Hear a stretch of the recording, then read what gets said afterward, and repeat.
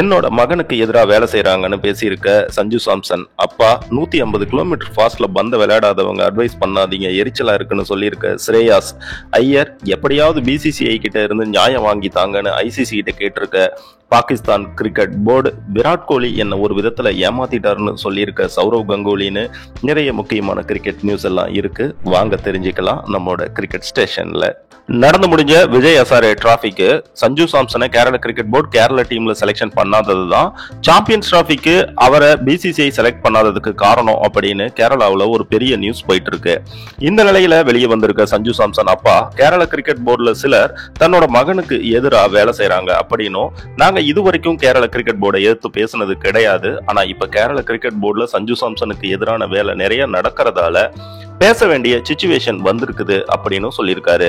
இதனால நாங்க Kerala cricket board தலைவரையோ அல்லது செயலாளரையோ குற்றம் சாட்டல, ஆனா சில அற்பமான மனிதர்கள் இப்படியான வேலையை செய்யறதா சொல்லியிருக்காரு. அடுத்து சஞ்சு சாம்சன் மட்டுமே திருவனந்தபுரத்துல நடந்த பயிற்சி முகாம்ல கலந்துக்காம இல்ல, வேற சிலரும் கலந்துக்காம இருந்தாங்க. ஆனா அவங்க எல்லாருமே விஜய் ஹசாரே டிராஃபிக்கு செலக்ட் பண்ணப்பட்டிருக்காங்க.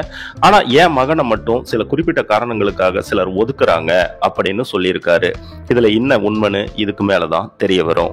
ஸ்ரேயாஸ் ஐயருக்கு ஷார்ட் பால்ல வீக்னஸ் இருக்கிறது எல்லாருக்குமே தெரிஞ்ச ஒரு விஷயம். இதுக்கு சில ஃபார்மர் பிளேயர்ஸ் கண்டினியூவா அவருக்கு சில அட்வைஸ் சொல்லிக்கிட்டு வராங்க.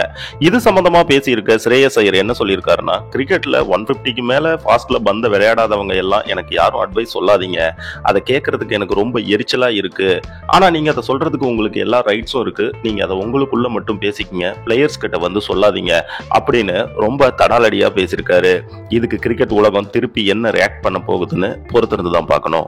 விராட் கோலி பத்தி பேசியிருக்க கங்குலி என்ன சொல்லியிருக்காரு அப்படின்னா, ஆஸ்திரேலிய டெஸ்ட் சீரீஸ்ல முதல் டெஸ்ட் பெர்த்ல விராட் கோலி செஞ்சுரி அடிச்சதுமே அவர்கிட்ட இருந்து பெரிய ரன்ஸ் வரப்போகுது அப்படின்னு தான் எதிர்பார்த்ததாகவும், ஆனா அதுக்கு பிறகு விராட் கோலி அவுட் ஆன விதம் தனக்கு ரொம்ப ஆச்சரியமாகவும் அதிர்ச்சியாகவும் இருந்ததாகவும் சொல்லியிருக்காரு.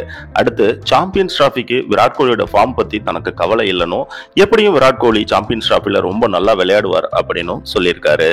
இந்த முறை பிசிசிஐ பாகிஸ்தான் நடத்துற ஐசிசி சாம்பியன்ஸ் டிராஃபியை ஹைபிரிட் மாடலுக்கு கொண்டு வந்துருச்சு. கேப்டன் மீட்டிங்க்கு தன்னோட கேப்டன் ரோஹித் சர்மாவை பாகிஸ்தானுக்கு அனுப்ப முடியாதுன்னு சொல்லிடுச்சு. இதோட இந்த சீரீஸை நடத்துற பாகிஸ்தான் கிரிக்கெட் போர்டோட லோகோவை தங்களோட ஜெர்சியில போட்டுக்க முடியாதுன்னு அடம்பிடிக்கிறதாவும் நியூஸ் எல்லாம் வந்துட்டு இருக்கு. இந்த நிலைமையில வெளியே பேசியிருக்க பாகிஸ்தான் கிரிக்கெட் போர்டு அபிஷியல் ஒருத்தர், பிசிசிஐ விளையாட்டுல அரசியல கொண்டு வருது, இது விளையாட்டுக்கு நல்லது கிடையாது, நாங்க உலக கிரிக்கெட்டை கட்டுப்படுத்துற ஐசிசி எப்படியும் இதுல இருந்து எங்களுக்கு பிசிசிஐ கிட்ட நியாயத்தை வாங்கி தரணும் எதிர்பார்க்கிறோம் அப்படின்னு சொல்லியிருக்காரு. இதுல இன்னும் போக போக என்ன நடக்குது அப்படின்னு பொறுத்திருந்து பார்க்கலாம்.